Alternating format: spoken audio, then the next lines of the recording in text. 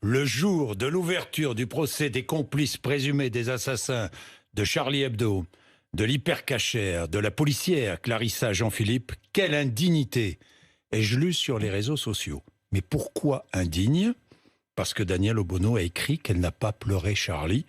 La liberté d'expression doit permettre d'écouter toutes les voix et toutes les opinions. Donc je suis heureux de vous recevoir, Danielle Obono.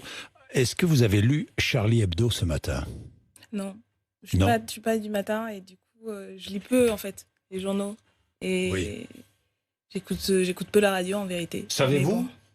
Savez-vous que Charlie Hebdo, cette semaine, reproduit les caricatures publiées en 2005 par le journal danois Jyllands-Posten, republiées par Charlie Hebdo ? Vous le savez ? J'ai entendu, oui.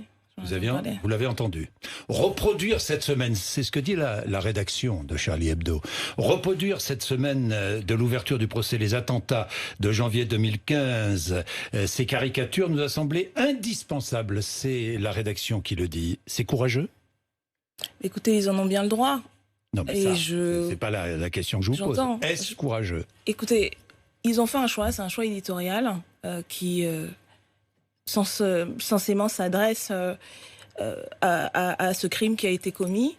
Voilà, après, écoutez, moi je pense que ce moment important, ce moment de procès, plus que crime. Ce crime atroce, oui. Ces meurtres, oui.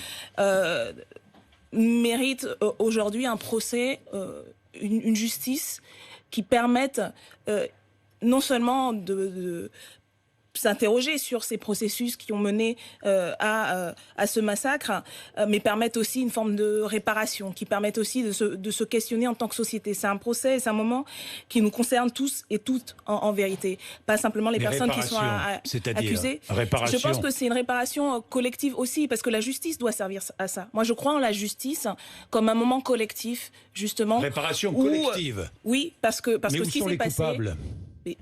Les coupables...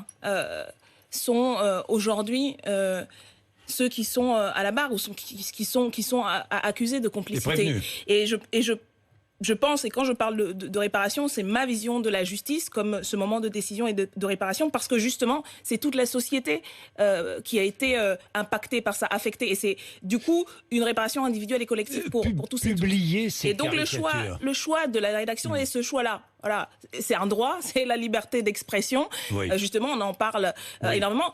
On peut le critiquer, et ça fait partie aussi de la liberté d'expression, n'est-ce pas, Monsieur Bourdin ? La liberté de critique. Et on peut le critiquer, on peut le comprendre, on peut y adhérer. Voilà, moi. C'est une incitation à la haine.